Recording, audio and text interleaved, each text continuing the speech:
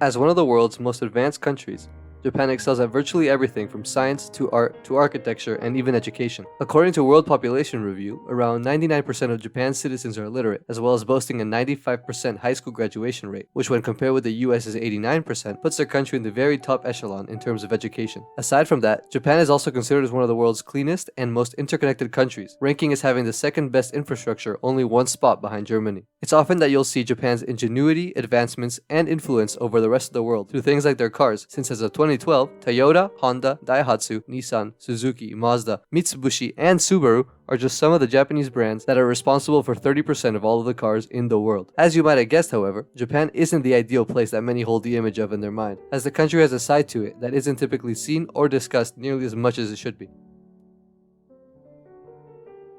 Work-life balance is the name we give to the relationship we maintain between our employment and the rest of our life. The time we spend in our job is work, and our time we spend with friends, doing hobbies, exercising, and whatever else is considered life. What is typically known as a good work-life balance is the 8-8-8 rule. 8 hours of work, 8 hours of recreation, and 8 hours of rest. In Japan, however, the intent to balance your life is not only generally ignored, it's considered a disgrace. According to the BBC, Japanese workers on average took only 54% of their entire year's paid leave, and with average leave in the country being between 10 and 20 days, Japanese workers will be seen working well into 240 to 250 days every single year. On top of this, Japanese government investigations in 2021 discovered that, quote, out of the 8,904 locations where violations were taking place, the ministry confirmed cases of workers doing more than 80 hours of overtime in the span of a single month at 2,982 of them, 12.4% of the total sites inspected. They also confirmed cases of workers doing more than 150 hours of overtime in a month at 419 locations, 1.2% of the total, end quote. Working full-time implies working 8 hours a day for 5 days every week of the month, something that accumulates to 160 hours of work monthly. According to these sources, 12% of the workplaces inspected were doing an extra 50% of the total amount of hours in their contract unpaid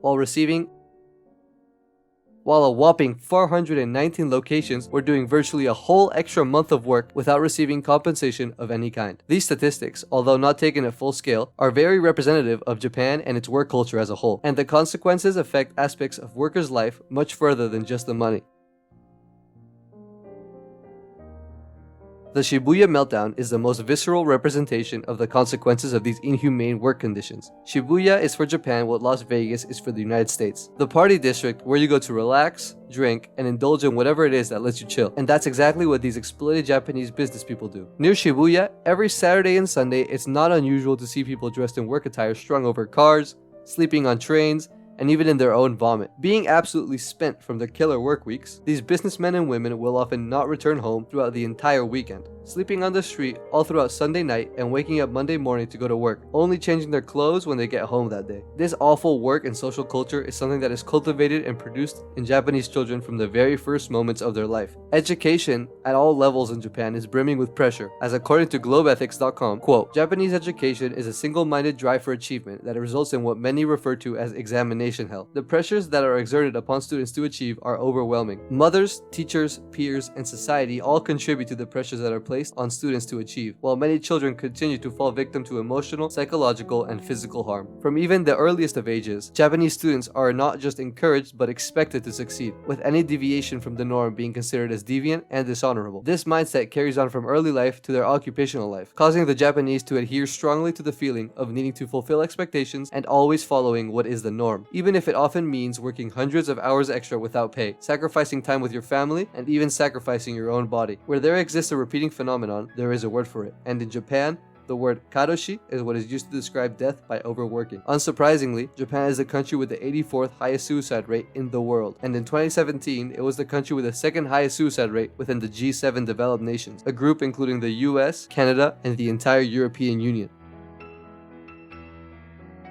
If you were subjected to the pressures of Japan, would you be able to rise to the occasion and maintain yourself as a functioning member of society? Many who are in the system have failed, giving rise to the term HIKIKOMORI, which according to the National Library of Medicine is, quote, a form of severe social withdrawal frequently described in Japan and is characterized by adolescents and young adults who become recluses in their parents' homes, unable to work or go to school for months or years, end quote. It's estimated that around 1.5 million people in Japan are practicing HIKIKOMORI right now, accounting for about 1.2% of Japan's total population. Although a single percent sounds like a small number, it's absolutely staggering to think that 1 out of every 100 people in Japan is a social recluse, unable and unwilling to leave their homes due to social pressures, inability to socialize within the strict societal norms, and the feeling of non-acceptance that surrounds any and all activities which are deemed as unusual. This same non-acceptance is also commonly felt by foreigners, as in Japan, discrimination against those who aren't Japanese and don't follow traditional Japanese norms is extremely common. According to the 2017 Foreign Resident Survey Report, a research project commissioned by Japan's Ministry of Justice, 39.3% of respondents said that the request for lease was denied by a real estate agent because of their background. Similarly, 25% have been refused employment because they are a foreigner. Many tourists and non-natives visiting the central and rural parts of Japan can most likely name at least an instance where they were treated differently, and it's something that Japan's very own government has refused to recognize throughout the years. They've stated that they, quote, do not recognize that the present situation of Japan is one in which discriminative acts can be effectively restrained by the existing legal system, and in which explicit racial discriminative acts, which cannot be restrained by measures other than legislation, are conducted. Therefore, penalization of these acts is not considered necessary.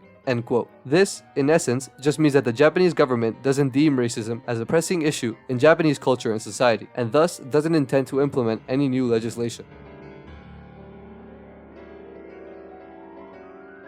Up until recently, sexual harassment, known in Japan as sekuhara, was also one of the country's most pressing issues and was yet still being ignored. Due to Japan being, quote, the only OECD country without a law prohibiting sexual harassment, things such as unwanted touching of women at the workplace, inappropriate comments about female workers' intimate lives, and even intimate demands are things that not only go unnoticed and unpunished, but can actually get the victims in trouble, fired, and/or shunned if they report their experiences. In public spaces, such as trains, it's more of the same. According to an article written by Asian Media International, quote, Japanese research shows that more than 75% of all Japanese women have been groped, and yet less than 10% actually report these crimes. Why? Because they fear not being believed. According to the Tokyo Police Department, 1,750 cases of groping or molestation were reported in 2017, with more than 50% on trains and 20% in train stations. It's gotten so bad that anti-groping devices assigned to mark the hands of gropers sold out immediately after coming out, and phone applications designed to alert loudly when the victim has been harassed have been downloaded by millions of people. Although sexual harassment and sexual assault occurs in every country all over the world, it's so ingrained in Japan's culture to the point where there are specific train cars in Japan designated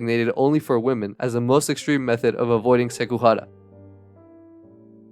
Japan is one of the most modernized and advanced societies on the planet, producing some of the richest culture while contributing innumerable technological advancements. Unfortunately, the intense education, upbringing, social expectations, and work lives that people in Japan have to go through in order to achieve such feats result to be extremely destructive physically and mentally. This, in tandem with the normalization of harassment towards women in workplaces and in public spaces, makes Japan go from an apparent utopia to a country that might not be exactly what you expect.